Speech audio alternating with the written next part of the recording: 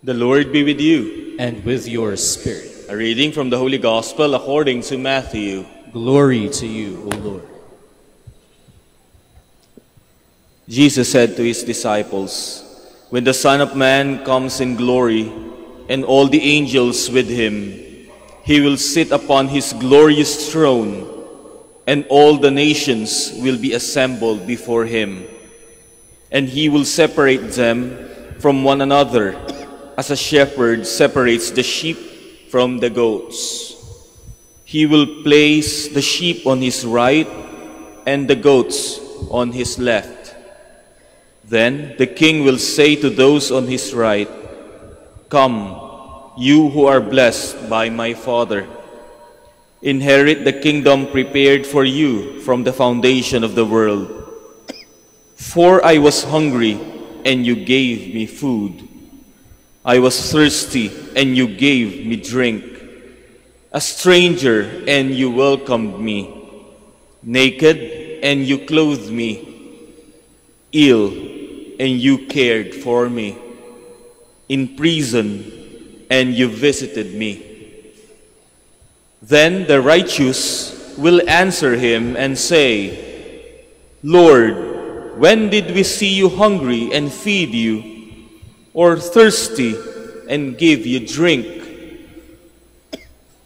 When did we see you a stranger and welcome you, or naked and clothe you? When did we see you ill or in prison and visit you?' And the king will say to them in reply, 'Amen, I say to you, whatever you did for one of these least brothers of mine, you did for me.'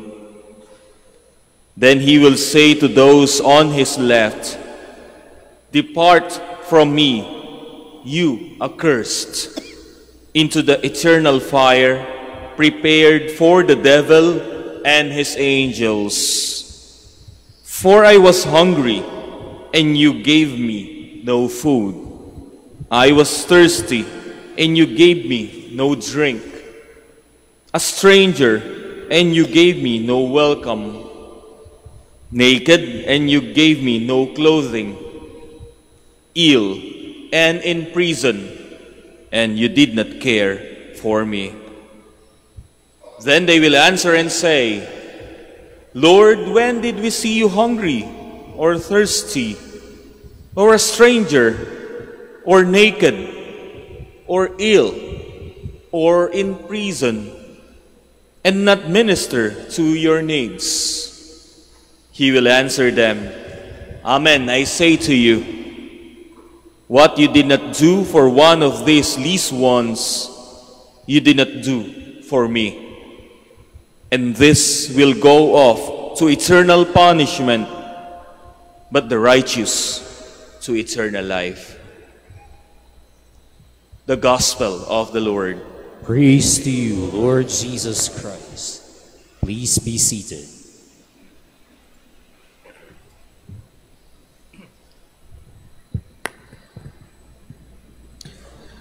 May kwento ho, isang classic na kwento tungkol ho sa tatlong anghel na inutusan ho ng Diyos na pumunta sa lupa at maghanap ng mga magagandang bagay at ipakita ho sa Kanya.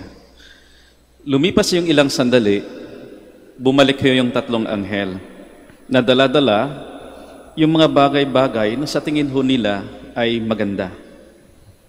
Lumapit ho yung unang anghel sa Diyos at ipinakita ho niya yung maraming libro. Yung libro na tungkol ho sa kabutihan at kapangyarihan ng Diyos.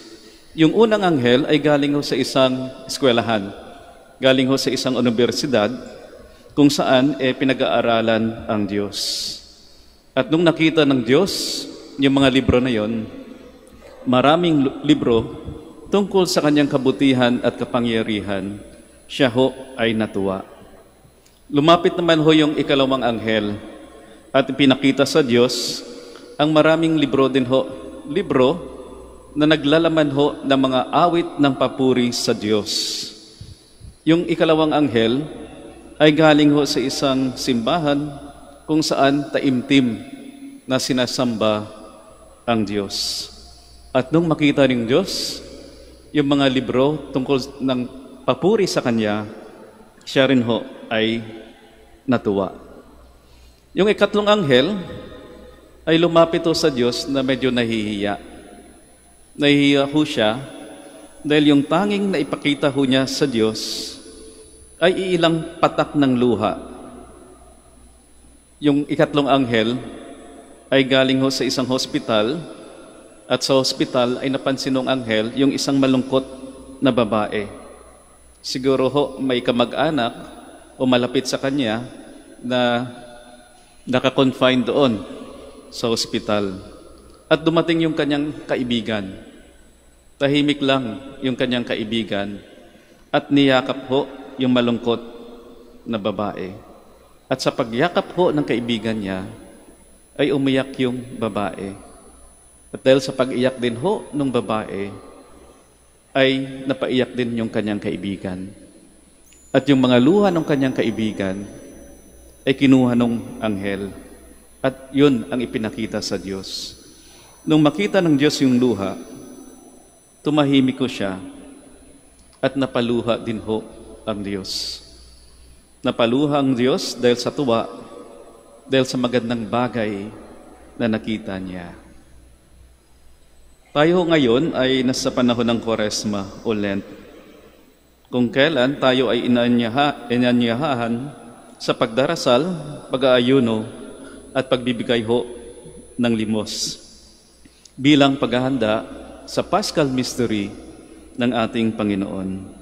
At ito'y isang paanyaya din ho sa atin na tingnan yung ating sarili, pag-aayuno, tingnan yung ating ugnayan sa Diyos, pagdarasal, at tingnan din ho yung ating ugnayan sa ating kapwa, pagbibigay ng limos.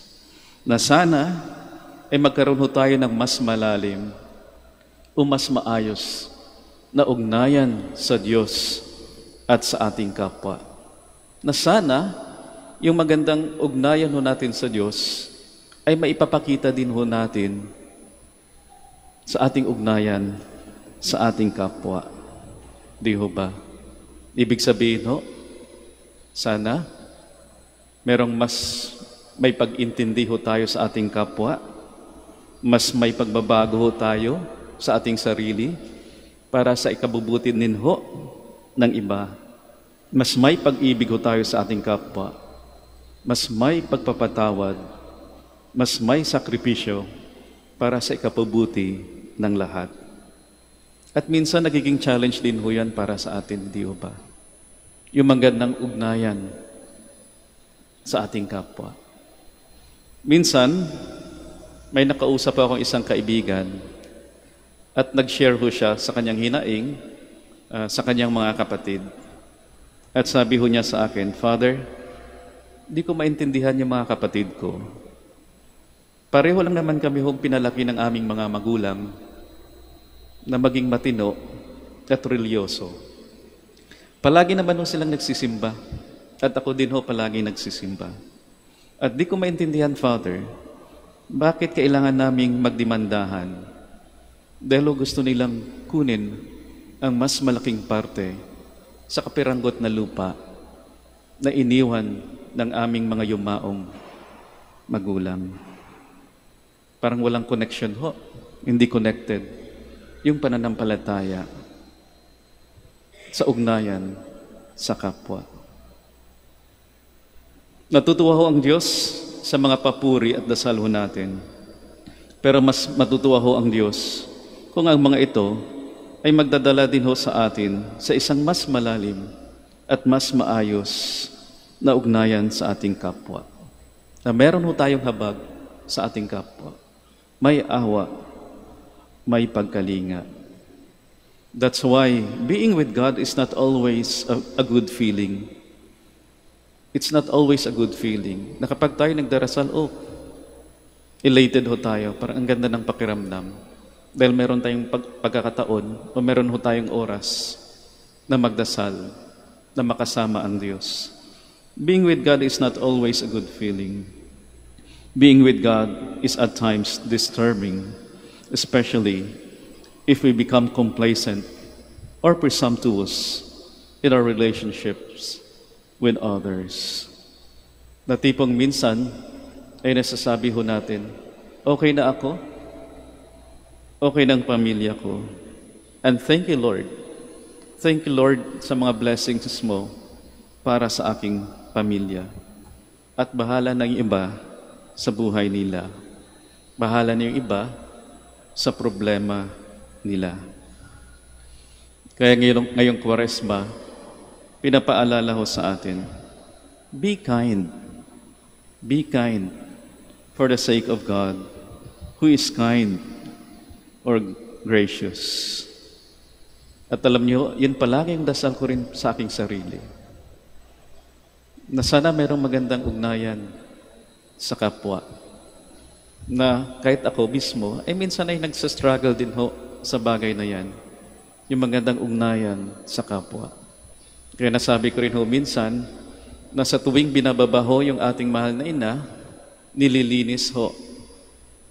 At nagkakaroon ho kami siguro ng privilege, kaming mga pare, na makalapit ho sa kanya, sa imahe.